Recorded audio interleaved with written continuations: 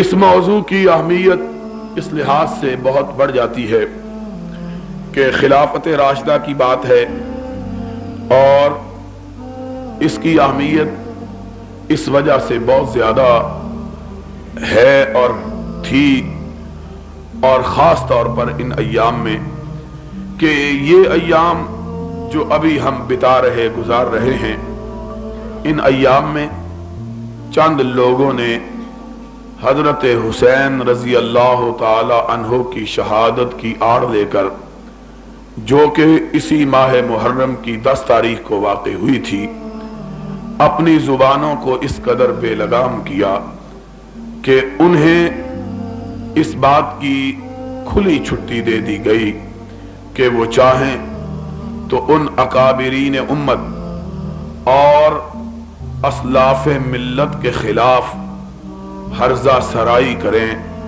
کہ جن کا اگر وجود نہ ہوتا تو نہ جانے آج ہم لوگ مسلمان بھی ہوتے کہ نہ ہوتے، اور جن لوگوں نے اپنی جوانیوں کی قوتوں اور طاقتوں اور اپنی زندگی بھر کی کوششوں اور کاوشوں اور اپنے عمر بھر کے اثاثے کو اللہ کی راہ میں اس لیے لٹایا کہ اللہ کا دین بارآور ہو جائے اور کائنات میں حضرت محمد الرسول اللہ صلی اللہ علیہ وسلم کی تعلیمات کا شہرہ پھیل جائے، ان کے خلاف گفتگو کی جاتی ہے۔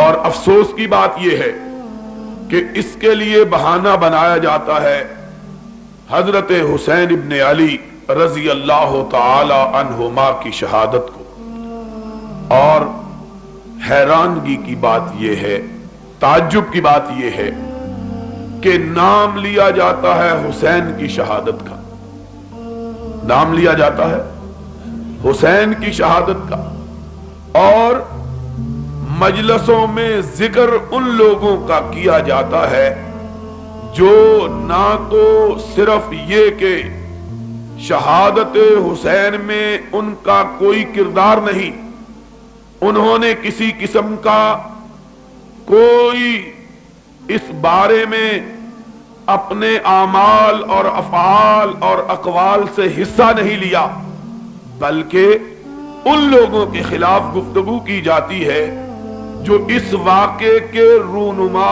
ہونے سے نصف صدی پہلے اس کائنات سے رخصت ہو چکے تھے۔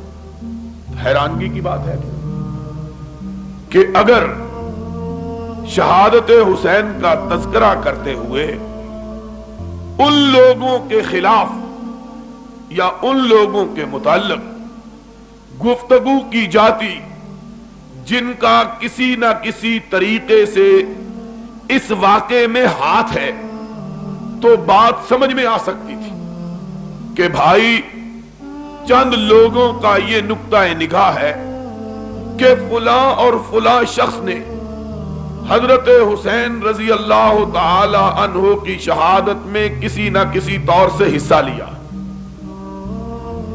لیکن تعجب بالائے تعجب اور حیرت در حیرت اور افسوس در افسوس کہ ان کا نام تو نہیں لیا جاتا، نام ان کا لیا جاتا ہے جو برسوں پہلے حضرت حسین رضی اللہ تعالی عنہ کی شہادت کے واقعے سے برسوں پہلے اس دنیا ہی سے رخصت ہو چکے تھے، اس دنیا میں بھی موجود نہ تھے۔ حضرت فاروق اعظم رضی اللہ تعالی عنہ 40 برس پہلے، اس واقعے کے 40 برس پہلے اس دنیا سے رخصت ہو چکے تھے۔ حضرت صدیق اکبر رضی اللہ تعالیٰ 48 برس 49 برس پہلے اس واقعے سے رخصت ہو چکے تھے۔ حضرت عثمان ذی النورین رضی اللہ تعالی عنہ اس کربلا کے واقعے سے 30 سال پہلے اپنے رب کے پاس جا چکے تھے۔ Talha, Zubair, Abdurrahman ibn of, Abu Ubaida इब्न जर्राह, साद इब्न अबी वक्कास, खालिद इब्न वलीद, हत्ता के अमीर मुआविया रिजवानुल्लाह अलैहिम अजमईन, वो भी जब ये वाकया रूनुमा हुआ है इस कायनात में मौजूद नहीं थे। कोई भला मानस पूछने वाला नहीं है कि बंदगान खुदा बयान तो करबला का वाकया करते हो, इसमें जिक्र अबू बकर, उमर और उस्मान का कहां से आ गया? इस वाकये में और इस वाकये के तज़किरे में अशरा मुबशरा की बात कहां से आ गई? इस वाकये के बयान में नबी मोहतरम रसूल मुअज़्ज़म सरवर आलम सल्लल्लाहु अलैहि वसल्लम के पाक बाज सहाबा की जिंदगियां क्यों मारज़े बास में आती? हमें कुछ बतलाओ, कुछ समझाओ। कि बात तो सीधी सादी है कि सन 60 को, आज जरा जी से बात सुनोगे तो मैं शायद अल्लाह तौफीक दे दे तो बात सुनाऊं। बड़ा ही थका हुआ, रोजाना जलसे, तबीयत खराब, दिन भर की मसरूफियत, हमारा अजब हाल है। रात को तकरीरें नहीं छोड़ती और सुबह के वक्त जलसे के लिए तरीके लेने वाले नहीं छोड़ते। और अगर किसी को कह दो आराम कर रहे हैं तो नाराज हो जाता है, कहता देखो जी जब आते हैं आराम कर रहे होते। इनका मतलब ये है कि शायद हम लोग मशीनी इंसान, जिसको रिमोट कहते हैं, वो हैं। हमारे अंदर गोश्त पोश्त की कोई चीज नहीं कि बटन दबाओ और वो चल पड़े, बटन बंद करो तो बंद हो जाए। तो बहरहाल थकावट के बावजूद मैं ये चाहता हूं कि इस इलाके में इस मौजू पर शायद बड़ी मुद्दत हुई है, इस मौजू पे गुफ्तगू नहीं हुई, आपके मौलाना ने तो की होगी, लेकिन अगर अल्लाह तौफीक दे तो मेरा जी चाहता है कि आज मसला ये समझा के जाऊं। इसलिए कि ये 20-25 दिन, बल्कि महीना, बल्कि 40 दिन, ये सारे दिन यही वाकयात रेडियो पर भी, टीवी पर भी, अखबारात में भी, और कहा जाता है, सियाने कहते हैं कि अगर एक झूठ को 10 मरतबा आदमी दोहराए तो झूठ बोलने वाले को भी यकीन हो जाता है शायद मैं सच ही बोल रहा हूं। इतनी मरतबा झूठ दोहराया जाए तो जो खुद झूठ को तराशता है, खुद झूठ को घड़ता है, उसे भी कभी कभी शुबा हो जाता है कि कहीं मैं सच ही तो नहीं बोल रहा। वाकया यही है, हर रोज झूठ झूठ झूठ, और झूठ इतना दोहराते हैं, इतना झूठ बोलते हैं कि आदमी को हैरत होती है कि ना सुनने वाले टोकते हैं, ना बयान करने वाले को हया आती है, ना कोई अकल का सवाल करता है कि छोड़ो दीन मजहब की बात तो छोड़ो, कोई अकल की बात ही बतला दो कि अकली तौर पर भी ये बात मुमकिन है कि नहीं है। कोई आदमी इस बात को सोचने, समझने, टोकने, रोकने, पूछने के लिए तैयार नहीं होता। हर रोज किससे, अभी मुझे तो खुदा ने तौफीक ही नहीं दी रेडियो सुनने की, इसलिए कि रेडियो सुनने का वक्त ही नहीं मिलता। हम कहां सुने। और एक दिन एक जलसे में जा रहा था तो वो रास्ते में, इन्हीं दिनों की बात है, उसने, ड्राइवर ने और जो जलसा वाले आए थे उनका साथी था, अपनी गाड़ी लेके आए तो उन्होंने रेडियो लगा दिया कि, और मैंने कहा बंद करो। वो देखा तो एक बड़े अजीबो गरीब अंदाज से चीखो चिल्ला रहा था एक आदमी। क्या लगा, जरा सुनो सही। वो तकरीर कर रहा था, क्या लगा, हुसैन इब्न अली आए मैदान में, तलवार उठाई, इधर यजीद का लश्कर, इधर यजीद का लश्कर, इधर तलवार उठाई, कुश्तों के पुश्ते लग गए, इधर तलवार उठाई, कुश्तों के पुश्ते लग गए, इधर तलवार उठाई, लाशों का अंबार लग गया। जिधर देखते हैं लाशें ही लाशें, इतनी ज्यादा लाशें कि लाशों का पहाड़ बन गया, पहाड़, इतनी लाशें। मैं परेशान हो गया। मैंने कहा मौलवी साहब ने जितना जोर लगा के बात बयान किया, ऐसा मालूम होता है कि 2-4 लाख आदमी हजरत हुसैन ने मार दिए हैं। तारीख में तो ये बात मालूम होती है कि हजरत हुसैन के 72 साथी शहीद हुए और मुखालफों के कोई 12-14 आदमी मारे गए। ये अकेले हजरत हुसैन ने 1-2-3 लाख आदमी मार दिए हैं। लाशें कहां चली गई थी? कोई बंदा पूछने वाला नहीं है, कोई अक्लमंद। और फिर एक जाकिर तकरीर कर रहा था, मासूम जा रहा है, काफले का शहजादा जा रहा है, और देखो ये हो रहा है। وہ میں بڑا حیران ہوا. میں نے کہا اس کی بات سن کے، اور آپ بھی ذرا اپنے دماغ پہ زور ڈال کے دیکھیے کہ آپ کا بھی یہی تصور ہوگا کہ جب ان سے آدمی یہ بات سنتا ہے تو ایسا معلوم ہوتا ہے کوئی 15-16 سال کا نوجوان ہے، بالکل معصوم سا، جس نے زندگی میں کبھی تلوار بھی نہیں اٹھائی. یہ بیچارہ لڑنے کے لیے جا رہا ہے اور وہاں بڑے بڑے بندوں نے اس کو گھیر لیا اور شہید کر دیا ہے. اتنا پتہ نہیں ہے بیان کرنے والے کو کہ اس کی اپنی کتابوں کی روایت کے مطابق حضرت حسین کی عمر اس وقت 59 سال تھی. ایک کم 60 سال، اور ایک کم 60 سال کا بندہ جوان اور بچہ نہیں ہوتا بلکہ بوڑھا ہوتا ہے. اس بابے کی عمر بھی میرا خیال ہے 60 سال ہی ہونی. سفید بال اور بچے، بیویاں اور جوانی تو بڑی بات ہے. سوچ و شعور سے آگے 40 برس کی زندگی کو لوگ کہتے ہیں کہ یہ عمر کی انتہا اور کمالیت کے دن ہوتے ہیں. اور جو 59-60 سال کا آدمی ہو اس کے لیے تو اس طرح کے لفظ بولتے ہوئے بھی آدمی کو حیا آنی چاہیے کہ کیا لفظ ہم بول رہے ہیں. بالکل ایسا معلوم ہوتا ہے جس طرح ایک ننھا منھا سا بچہ جو ہے اس کو لوگوں نے گھیر گھار کے بلایا کو خدا کا خوف کرو. 59 سال حضرت حسین کی عمر ہے. 59 برس، 59-60 برس کا ایک بوڑھا انسان. ظاہری بات ہے کہ اب جو بندہ لڑنے کے لیے جاتا ہے دو ہی کام ہوں گے، یا لڑے گا مارے گا، یا نہیں مارے گا تو شہید ہو جائے گا. اس کا نتیجہ تو یہی ہوتا ہے. لڑنے کے دو ہی نتیجے نکلتے ہیں، یا آدمی دشمنوں کو ختم کرتا ہے یا لڑتے ہوئے خود شہید ہو جاتا ہے، جان دے دیتا ہے.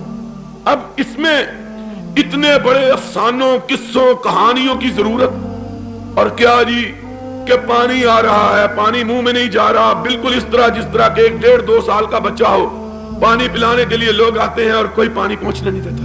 کوئی بات ہے؟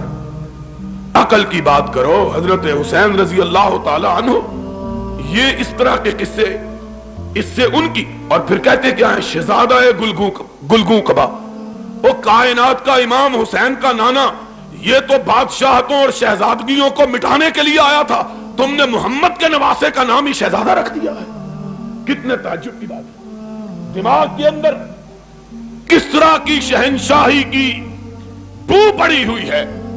اور جب رسول کے بیٹے کا نام لیتے ہیں تو اس کے لیے بھی وہی لقب استعمال کرتے ہیں کہ جو القاب ان جابروں کے تھے جن کی جابریت اور قہاریت اور فرعونیت کو مٹانے کے لیے اللہ نے محمد الرسول اللہ کو بھیجا تھا صلی اللہ علیہ وسلم. قصہ کیا ہے؟ تو آؤ، آج حقیقی بات یہ ہے کہ لوگوں کو واقعہ کربلا کی حقیقت کا بھی علم نہیں ہے، اور سنیوں کا بھی معلوم نہیں. بیڑا غرق سنیوں کا بھی ہو گیا ہے، اس لیے کہ سنی بھی وہی قصے اور کہانیاں بیان کرتے ہیں جو کہ شیعہ میتھالوجی نے لوگوں کے ذہنوں میں جس کا جال اور تانا اور بانا بنا ہوا ہے. اچھے خاصے مولوی، اچھے خاص واعظ، اچھے خاصے خطیب شہادت حسین کا تذکرہ اسی طرح کرتے ہیں جس طرح کے شیعہ ذاکر اپنی مجلسوں میں کرتے ہیں.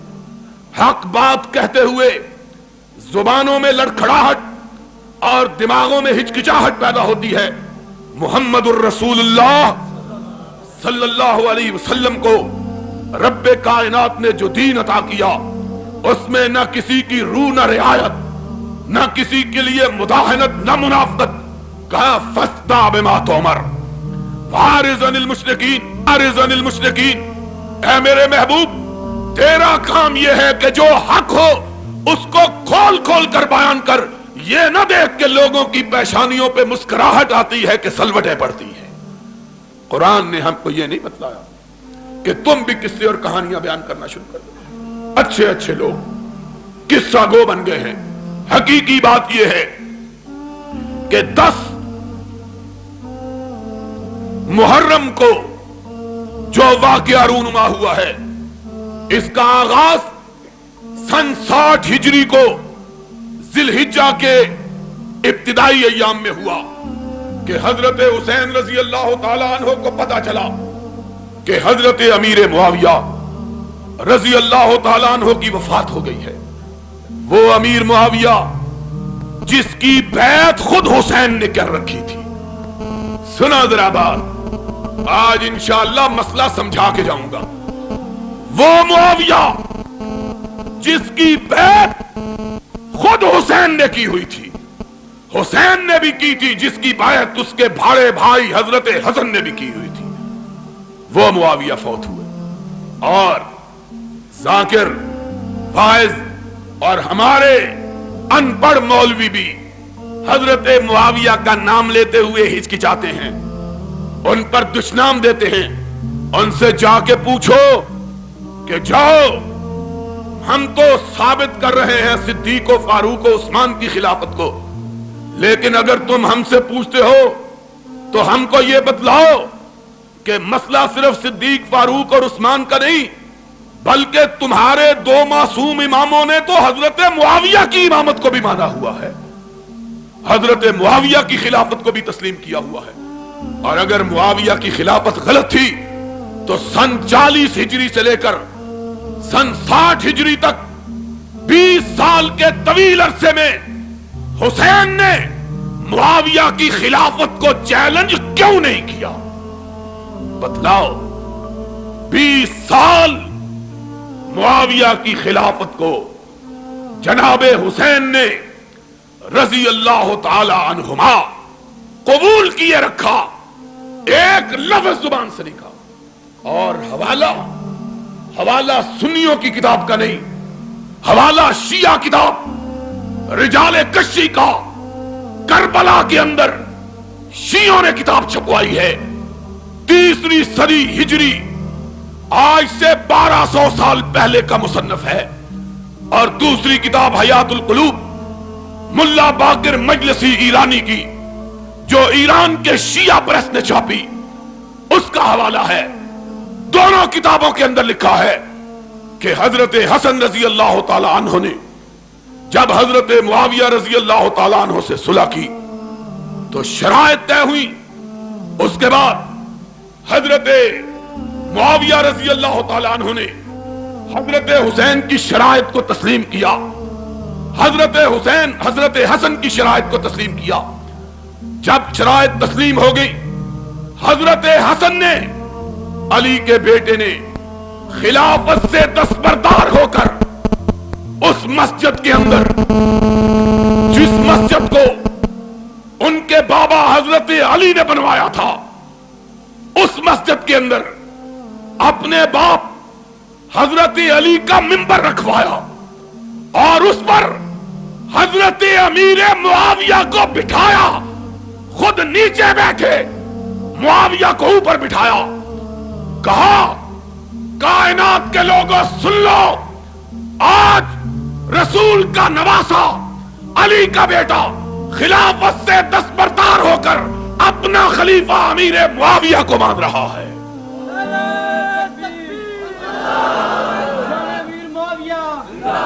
یہ حضرت حسن رضی اللہ تعالیٰ عنہ نے کیا. جاؤ، یہ تمہاری دونوں کتابوں کا حوالہ. خود اکیلے نہیں آئے، حسین کو ساتھ لے کے آئے، حسین کو ساتھ لے کے آئے. اپنی فوجوں کا کمانڈر قیس ابن سعد ابن عبادہ وہ بھی ساتھ ہے. کہا امیر معاویہ رضی اللہ تعالیٰ عنہ میرا امام ہے. پھر حسین کی طرف دیکھا، اس حسین کی طرف جن کا نام نامی اس میں گرامی لے کر تم صدیق و فاروق پہ کیچڑ اچھالتے ہو. اس حسین کی طرف دیکھا، کہا کم بھائیے حسین اٹھو، میں نے معاویہ کی امامت کو مانا ہے، تم بھی معاویہ کے ہاتھ پہ بیعت کر کے اس کو اپنا امام مانو. حضرت حسین اٹھے، حسن کے بعد حضرت امیر معاویہ کی بیعت کی. پھر اپنے کمانڈر ان چیف کو حکم دیا، اٹھو معاویہ کی بیعت کرو. یہ فوجی آدمی تھا، اور فوجیوں کا دماغ ذرا تھوڑا سا بولو موٹا ہی ہوندا ہے. انہاں دا بسترا چوک کے ہی سٹو تے انہاں نوں سمجھ آوندی اپنے آپ جان نوں تیار نہیں ہوندے. کہا، اور آج اسمبلی کے اندر اسلام کا نام لے کر وہ بل پیش کیا گیا ہے جس میں یہ کہا گیا ہے کہ ضیاء الحق اگر اسلام کے خلاف بھی بات کرے تو اس کو دنیا کی کسی عدالت میں چیلنج نہیں کیا جا سکتا۔ یہ اسلام ہے۔ اور محمد الرسول اللہ صلی اللہ علیہ وسلم کا لایا ہوا اسلام کیا تھا؟ وہ جس کا اظہار صدیق اکبر نے کیا تھا، اذا قمت واستقمت فاعینونی واذا وجدت فقومونی۔ لوگوں، قرآن و سنت کے مطابق بات کروں تو میری مدد کرنا، قرآن و سنت کے خلاف ہٹ جاؤں تو مجھ کو پکڑ کر میرے سر کو سیدھا کر دینا۔ یہ صدیق کہتا ہے، اور ضیاء الحق صدیق اکبر سے بھی بڑا ہو گیا ہے، معاذ اللہ۔ اور وہ مولوی غیرت سیاری جو اس کے باوجود اس بل کو تسلیم کرنے اور اس پر دستخط کرنے کے لیے تیار، کہا ہے کہ اس بل کو کسی شرعی عدالت میں بھی چیلنج نہیں کیا جا۔ سن لو، ساری کائنات تمہارے بل کو مان لے، خدا کے فضل و کرم سے قرآن و سنت کو ماننے والے اہل حدیث اس بل کو نہیں مانیں گے اور قرآن و سنت کے خلاف کسی آواز کو گوارا نہیں کریں گے، انشاءاللہ انشاءاللہ العزیز۔ تو بات میں کہہ رہا تھا، کہا اٹھو بیعت کرو۔ فوجی آدمی تھا، ادھر دیکھا ادھر دیکھا، اب کیا کروں؟ حضرت حسین کی طرف دیکھتا، تیری کتاب کا حوالہ میں کہا کرتا ہوں، انہی کی محفل سوارتا ہوں، چراغ میرا ہے رات ان کی، انہی کے مطلب کی کہہ رہا ہوں، زبان میری ہے بات ان کی۔ جاؤ، اگر کوئی شیعہ دوست کھڑا ہے، اسے کعبے کے رب کی قسم ہے، دنیا کے کسی ذاکر سے پوچھے، اگر کوئی ماں کا لال اس حوالے کو غلط ثابت کرے، لاہور میں بیٹھ کے کہتا ہوں، اپنی اس مسجد میں بیٹھ کے کہتا ہوں، منہ مانگا انعام دوں گا، اور اگر حوالہ سچا یا اپنی کتاب کو آگ لگا دے یا اپنے باطل عقیدے کو آگ لگا دے، ایک بات کو مان، یا اپنا عقیدہ چھوڑ دے یا اپنی کتابوں کو چھوڑ دے۔ تیری کتابوں کے اندر لکھا ہے کہ قیس ابن سعد ابن عبادہ نے حسین کی طرف دیکھا، کیا کروں؟ معاویہ کھڑا ہے سامنے جس کے خلاف جنگیں لڑتا رہا ہوں، آج اس کے ہاتھ میں کیسے بیعت کروں؟ حسین کی طرف دیکھا، حسین نے پلٹ کے جواب دیا، تیری کتاب کا حوالہ، قم فبایع فإنہ امامی۔ اٹھو کیس، میری طرف کیا دیکھ رہے ہو؟ اور جس کے ہاتھ میں حسن و حسین نے بیعت کی وہ پوری کائنات کا امام ہے، دنیا کا کوئی شخص اس کی امامت کو مانے بغیر رہ سکتا نہیں۔ قم فبایع فإنہ امامی۔ اور جس کو تیرے دو معصوم اماموں نے امام مانا ہے، تو اس کا انکار کرنے کی جرات کیسے کرتا ہے؟ ان کے خلاف کیسے بات کرتا ہے؟ یا سیدھی طرح بات کہے کہ تجھ کو اس بات کا علم ہے جس کو تیرے اماموں کا علم نہیں تھا، اور تو یا کہے کہ تو حق پر ہے اور تیرے امام حق پر نہیں تھے، معاذ اللہ۔ پھر وہ عقیدہ عصمت کا باقی رہتا۔ عقیدہ امامت کے لیے یہ ہے کہ امام وہ ہوتا ہے جس سے کوئی غلطی ہو سکتی، اور اس سے ان دو ہیں، ایک بھی امام نہیں۔ کتنے امام؟ ایک حسن اور دوسرا، دونوں نے بیعت کی۔ تو بات یہ کہہ رہا تھا سن 60 ہجری میں، اور باتیں بتلاؤں تو پھر سن لو۔ آج تعلق کا عالم یہ تھا، آج باتیں کرتے ہیں مروان کی، عبد الملک کی، اور حضرت امیر معاویہ کی۔ جاؤ اپنی کتابوں کو اٹھا کے دیکھو، 20 سال حضرت معاویہ رضی اللہ تعالیٰ عنہ نے حکومت کی ہے۔ کتنے سال؟ 20 برس بلا شرکت دائرے حکمران اور خلیفۃ المسلمین اور امیر المومنین رہے ہیں۔ حسین بھی ان کی رعایا اور حسن بھی ان کی رعایا، بس رعایا۔ جا اپنی کتابوں کو اٹھا کے دیکھ. تیرا مرزا عباس قمی منتہی المقال میں ملا باقر مجلسی جلاء العیون میں لکھتا ہے کہ جب تک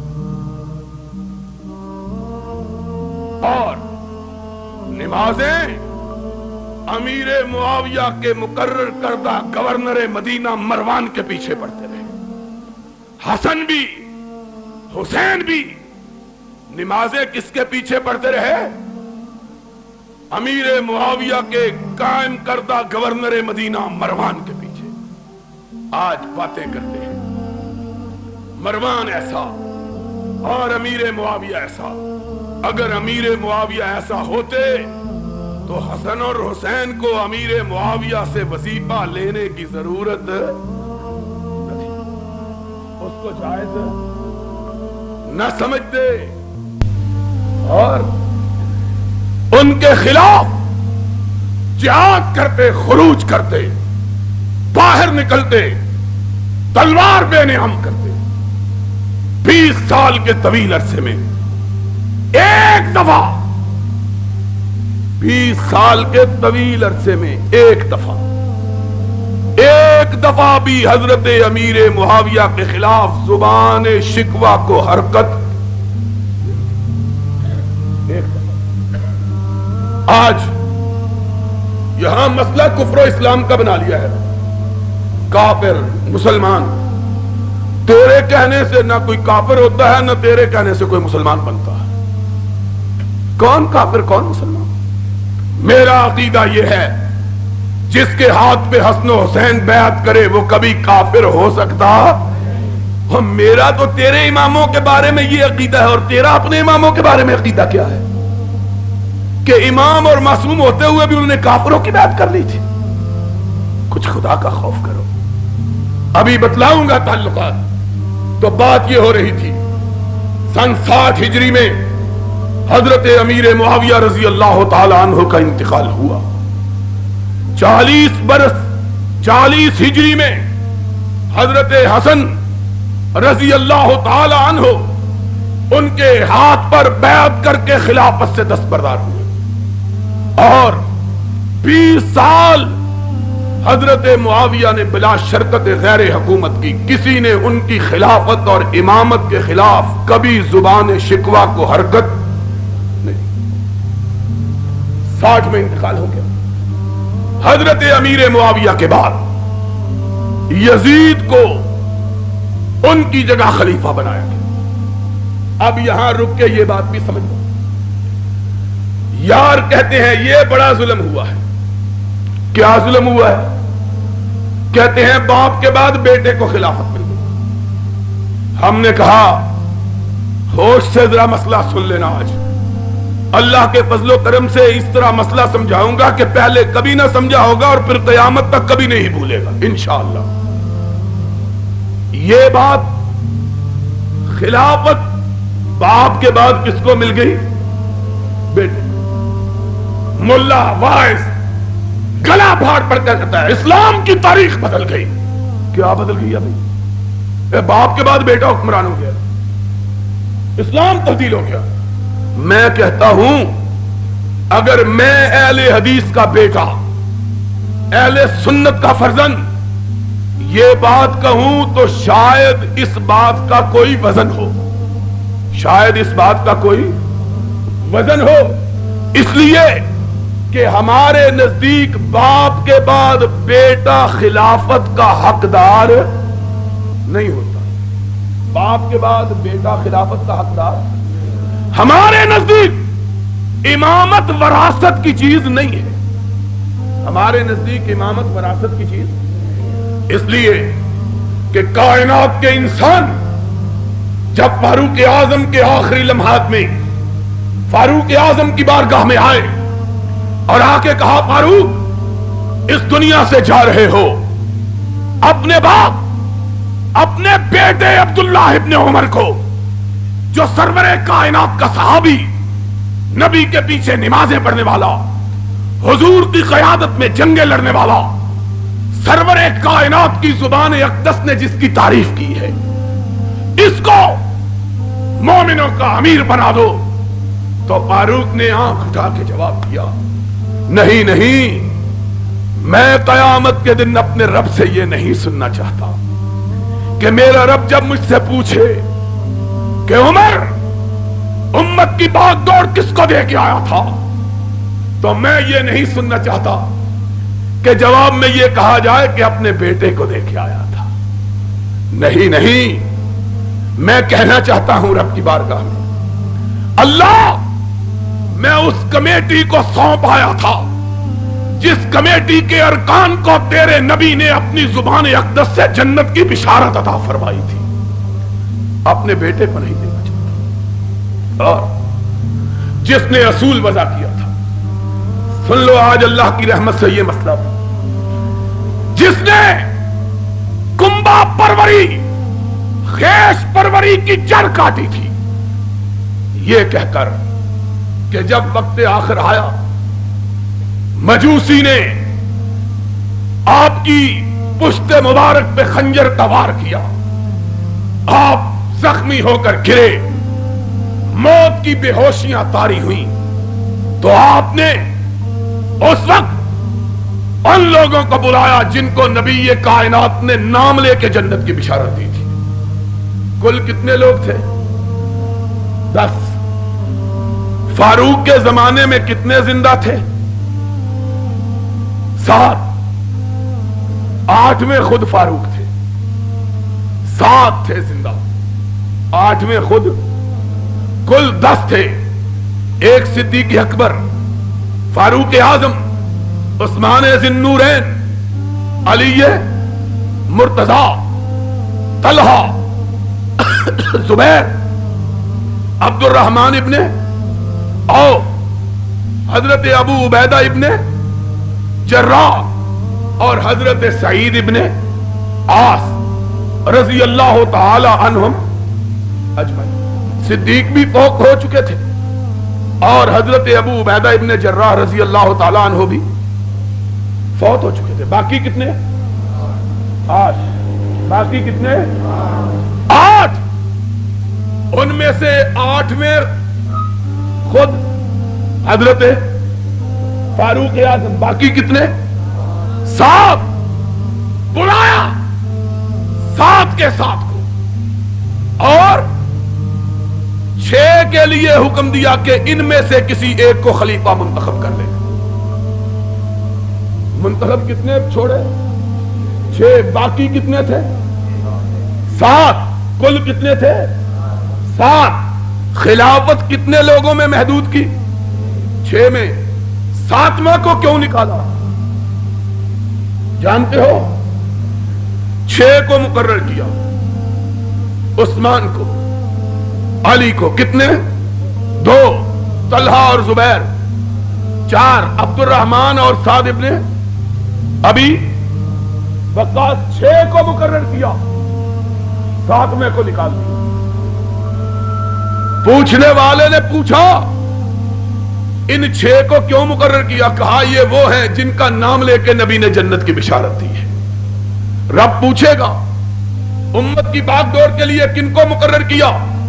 تو میں کہوں گا اللہ ان کو جن کے نام لے کے تیرے نبی نے جنت کی بشارت دی تھی. انہوں نے کہا 7واں بھی تو ہے. آنکھوں میں آنسو آ گئے. کہا 7واں بھی ہے. کہا اس کو کیوں نہیں رکھا؟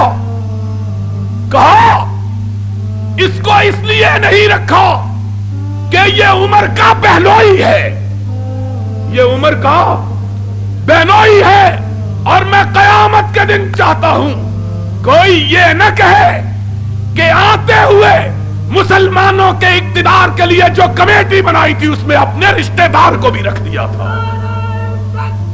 اتنا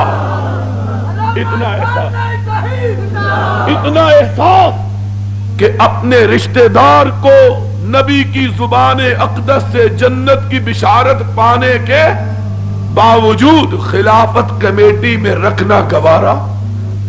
ان کو کہتے ہیں خلافت اپنے کنبوں کو دے گی. کس کنبے کو دے گی؟ یہ ہمارے نزدیک تو قابل اعتراض ہو تو ہو, تمہیں کیا تکلیف ہے؟ کہ باپ کے بعد بیٹا.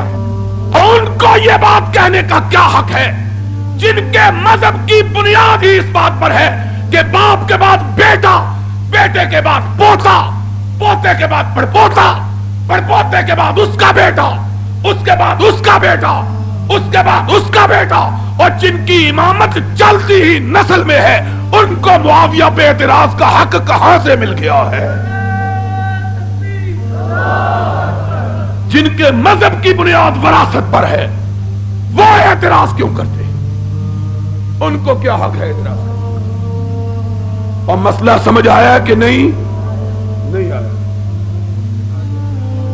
جن کے مذہب کی بنیاد ہی نسل پرستی پر ہے, جن کے مذہب کی بنیاد ہی وراثت پہ ہے, وہ امیر معاویہ پر. اور اگر امیر معاویہ کے بعد انہوں نے اپنے بیٹے یزید کو خلافت دے کر کسی غلطی کا ارتکاب کیا تھا تو میں تم سے یہ پوچھتا ہوں, ہم سے نہ پوچھو, تم سے یہ پوچھتا ہوں کہ حضرت علی کے بعد پھر ان کے بیٹے حضرت حسن کو کیسے خلیفہ بنایا گیا؟ اگر یہ بات غلط تھی تو اس کا ارتکاب معاویہ سے 20 برس پہلے حضرت علی نے کیا تھا رضی اللہ تعالی. امیر معاویہ نے اپنے بیٹے یزید کو سن 60 میں اپنا ولی عہد نامزد کیا اور حضرت حسن کو حضرت علی نے سن 40 میں 20 سال پہلے. اگر یہ بات قابل اعتراض تو یہ عجیب بات ہے کہ کسی شاعر نے شاید اسی لیے کہا ہے ای گناہ ہے اس کے در شہر شما نیز گناہ. تمہاری بستی میں ہو تو وہ ثواب اور ہماری بستی میں ہو تو گناہ. معیار ایک ہی رکھو, ہمارے لیے بھی وہی پیمانہ اور اپنے لیے بھی وہی پیمانہ. ہم کرتے ہیں اعتراض اس لیے کہ ہمارے نزدیک باپ کے بعد بیٹا خلافت اور امامت کا وارث ہو سکتا, تم کو کیا حق ہے؟ بہرحال یہ بات سمجھنے کے بعد پھر سنو کہ سن 60 میں امیر معاویہ کا انتقال ہوا. سن 60 کے آخر میں یزید کو حکمران بنایا گیا اور اس کی خلافت کی بیعت لی گئی. اب کیا ہوا؟ جب یزید کی بیعت کے لیے سارے شہروں کے گورنروں کو مراسلہ آیا تو مدینے کے گورنر کو بھی آیا. اس نے شہر کے جو سربراہ لوگ تھے ان کو یزید کی خلافت کے لیے بلایا. ان میں حضرت حسین بھی تھے, حضرت صدیق اکبر کے بیٹے حضرت عبد الرحمن بھی تھے, اور حضرت عمر کے بیٹے حضرت عبداللہ ابن عمر بھی تھے, اور بعض روایات کے مطابق ان میں حضرت زبیر کے بیٹے حضرت عبداللہ ابن زبیر بھی تھے. لیکن صحیح روایت یہ ہے کہ وہ پہلے ہی مدینے سے رخصت ہو چکے تھے. چنانچہ ان سے کہا گیا کہ یزید کی بیعت کرو. حضرت حسین نے اجازت چاہی. گورنر کو کہا کہ دیکھو ابھی ابھی ہمیں امیر معاویہ کی وفات کی خبر ہوئی, یزید کے حکمران بننے کی اطلاع ہوئی ہے, ابھی ہم کو غور و فکر کی اجازت دو, ہم سوچ سمجھ کے بتلائیں. اس نے کہا نہیں میں مہلت نہیں دے سکتا. حضرت حسین نے کہا مجھے صبح تک مہلت چاہیے. اس نے صبح تک مہلت دی. حضرت حسین رضی اللہ تعالی عنہ نے رات کی تاریکی سے فائدہ اٹھا کر مدینے سے کوچ کر لیا. آپ مکہ مکرمہ آپ پہنچے. اس زمانے میں اونٹوں پہ لوگ سفر کرتے تھے. حضرت حسین کے مکہ مکرمہ میں پہنچنے کی خبر کوفہ کے لوگوں کو ملی. اور جانتے ہو کوفہ کے لوگ کون ہیں؟ کوفہ کے لوگ وہ ہیں جن کے شہر کو حضرت علی نے مدینہ منورہ سے دارالخلافہ منتقل کر کے اس شہر کو دارالخلافہ بنایا تھا. پہلے دارالحکومت کون سا شہر تھا؟ مدینۃ النبی. حضرت علی نے مدینۃ النبی سے خلافت کو منتقل کیا اور کوفہ کو دارالحکومت قرار دیا. اب اس شہر کے بھاگ جاگ اٹھے. ظاہری بات ہے کہ جو کیپٹل ہوتا ہے دارالحکومت ہوتا ہے اس کی اہمیت بہت زیادہ ہوتی ہے, وہاں کے لوگوں میں خوشحالی آتی ہے. چنانچہ کوفہ کے لوگ حضرت علی کے بہت حامی اور اس بات میں مشہور تھے کہ یہ حضرت علی کی سیاسی پارٹی کے رکن ہیں. میں نے جان بوجھ کر سیاسی پارٹی کا لفظ استعمال کیا ہے اس لیے کہ اس زمانے میں مسلمانوں کے اندر کوئی مذہبی اختلاف موجود نہیں تھا. یہ اختلاف جو آج موجود ہے جس کو کفر اور اسلام کا اختلاف بنا دیا گیا ہے, اس کا وجود حضرت علی رضی اللہ تعالیٰ عنہ کے زمانے میں موجود. اس زمانے میں دو سیاسی پارٹیاں تھیں. ایک پارٹی حضرت امیر معاویہ کی حامی تھی اور دوسری پارٹی حضرت علی کی حامی تھی. دونوں کے اختلافات سیاسی تھے, مذہبی اختلاف ان کے اندر موجود. چنانچہ کہا جاتا ہے جادو وہ جو سر چڑھ کے بولے. یہ بات میں نہیں کہتا, تیری سب سے مقدس کتاب نہج البلاغہ کے اندر موجود ہے کہ جب حضرت علی ابن ابی طالب رضی اللہ تعالی عنہ اپنے لشکر کو لے کر حضرت امیر معاویہ رضی اللہ تعالی عنہ کے لشکر کے مقابلے کے لیے نکلے تو حضرت علی رضی اللہ تعالی عنہ کے فوجیوں میں سے چند لوگوں نے حضرت امیر معاویہ کے فوجیوں کو گالی دی, برے لفظوں سے یاد کیا.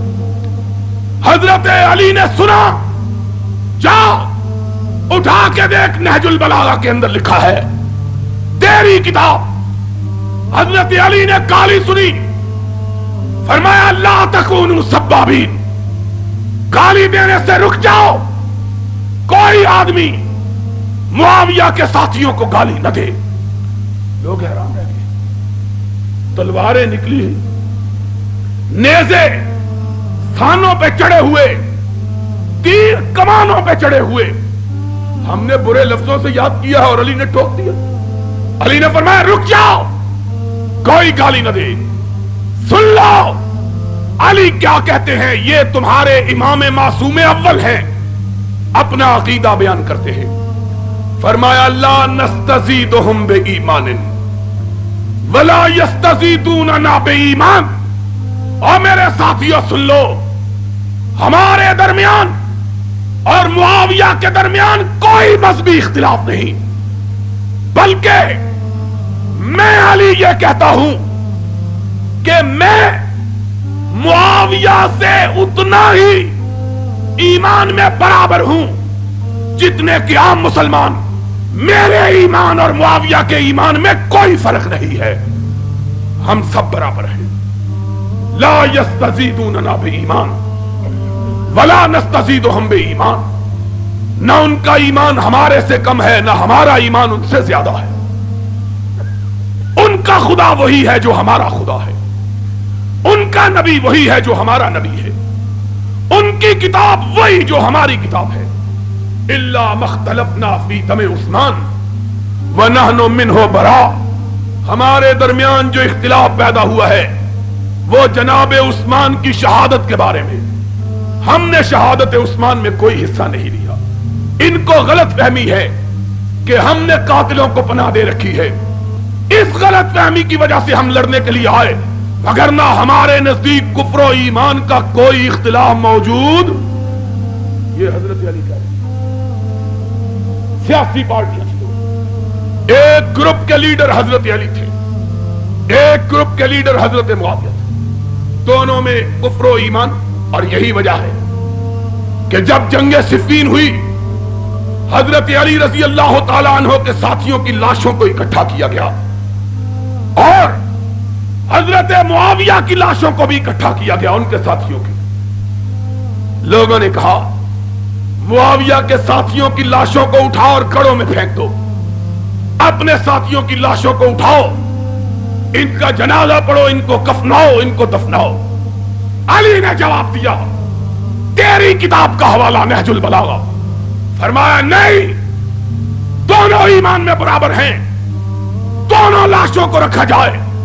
غلط فہمی کی بنیاد پر اختلاف ہوا, علی ان دونوں کا اکٹھا نماز جنازہ پڑھائے گا, کوئی اختلاف نہیں.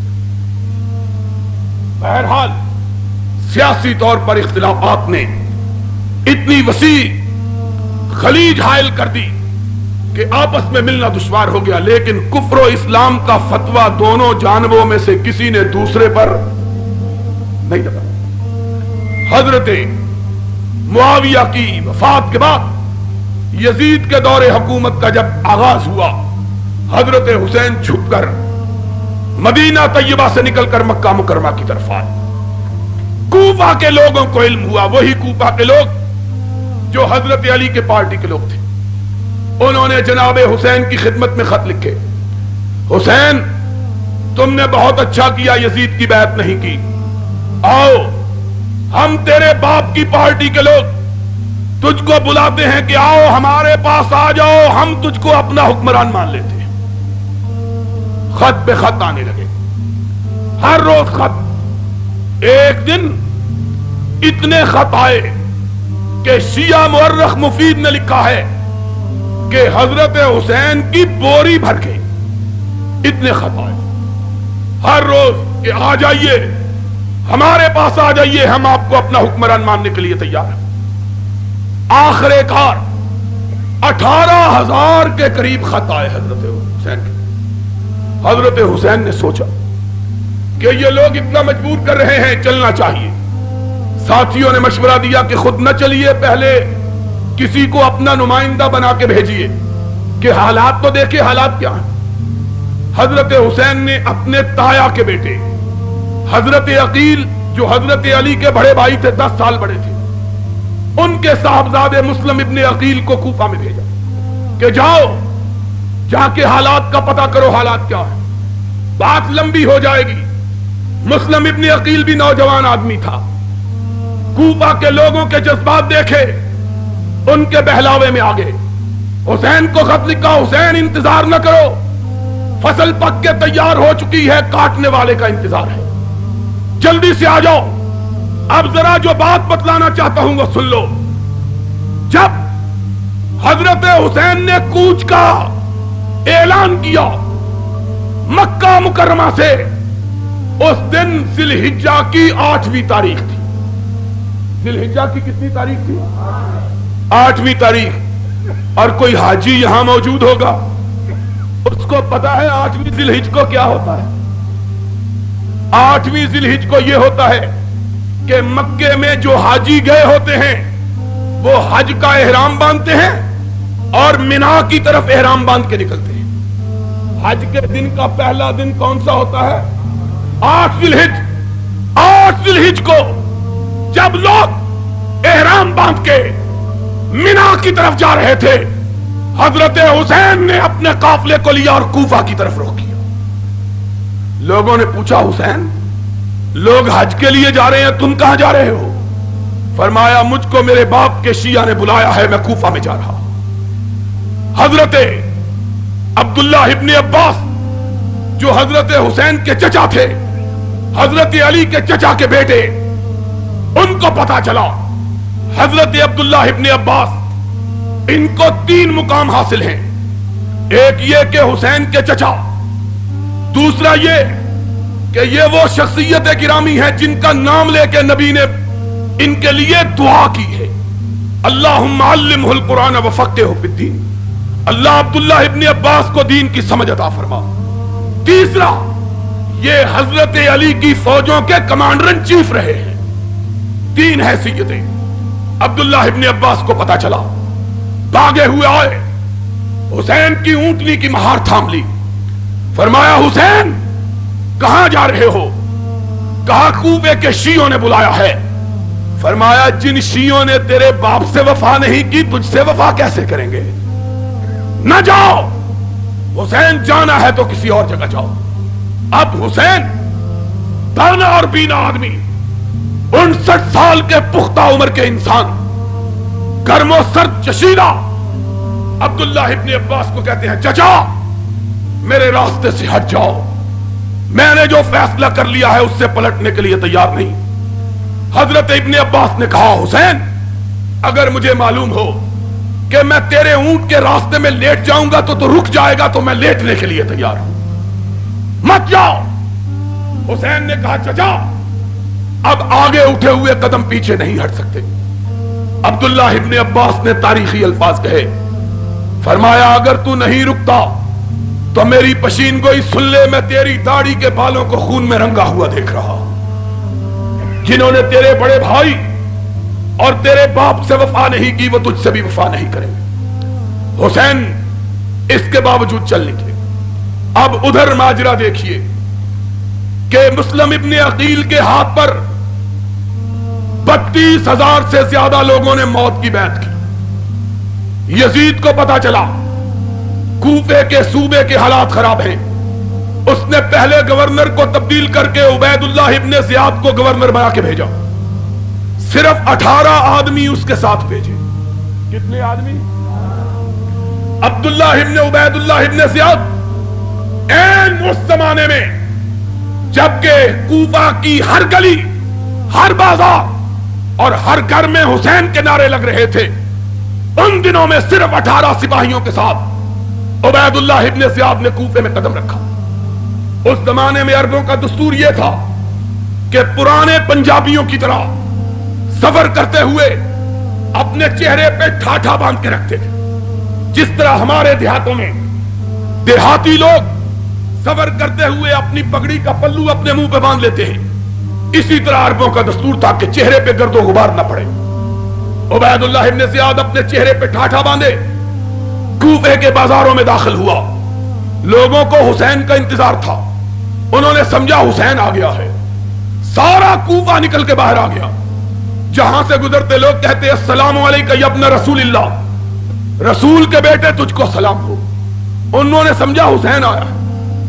جب تک عبید اللہ ابن زیاد اپنے گورنر ہاؤس میں پہنچے 32,000 کے قریب کوفی جمع ہو چکے تھے. حضرت مسلم ابن عقیل کو پتا چلا, وہ بھی بھاگے ہوئے آئے کہ حسین آ گئے. ان کو تو پتا نہیں کون آیا. گورنر ہاؤس کے پاس جا کر مسلم ابن عقیل پاس, ان کے ساتھی پاس, عبید اللہ ابن زیاد نے اپنے چہرے سے اپنے کپڑے کا پلو ہٹایا. لوگوں نے دیکھا کہ حسین کی جگہ عبید اللہ ابن زیاد آ گیا ہے. اب عبید اللہ ابن زیاد نے گھور کے دیکھا 32,000 شیعوں کو, صرف 18 سپاہی ساتھ, اور پلٹ کے کہنے لگا کہ جان عزیز ہو ابھی پلٹ جائے, وگرنہ کبریائی کی قسم میں تمہاری بیویوں کو بیوہ اور تمہارے بچوں کو یتیم کر دوں گا. پلٹ جاؤ. اب ذرا سوچنے کی بات ہے, 18 سپاہی, اور وہ زمانہ نہیں تھا کہ پولیس والوں کے پاس جیپیں, بندوقیں اور سٹین گنیں اور آنسو گیس کے آلات اور لوگ بیچارے نہتے. بلکہ وہ زمانہ وہ تھا کہ پولیس والوں کے پاس بھی تلواریں اور عام لوگوں کے پاس بھی, دونوں کے پاس تلواریں. لیکن کوفے والوں کا حال پنجاب کی اس بستی کا سا تھا جس بستی میں ایک چور ایک ڈانگ لے کے آ گیا, پوری بستی والوں کو آگے لگا لیا.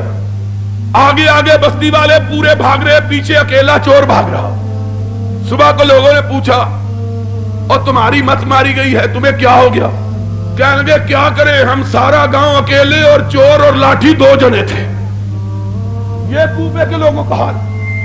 18 سپاہی, 32,000 جوان. 18 کو دیکھ کے لوگوں نے کھسکنا شروع کیا. حضرت مسلم ابن عقیل نے پیچھے مڑ کے دیکھا کہ 32,000 میں صرف 3200 باقی رہ گئے ہیں. کہا پکڑ لو اس گورنر کو, اس کی بوٹیاں اڑا دو, پکڑ لو. عبید اللہ ابن زیاد نے کہا کسی کی ماں نے بچہ جنا ہو تو آگے بڑھ کے تو دکھائے. یہ کہنے کی دیر تھی کہ عبید اللہ ابن زیاد نے یہ لفظ نکالے. مسلم ابن عقیل نے دیکھا کہ صرف 32 آدمی ساتھ رہ گئے.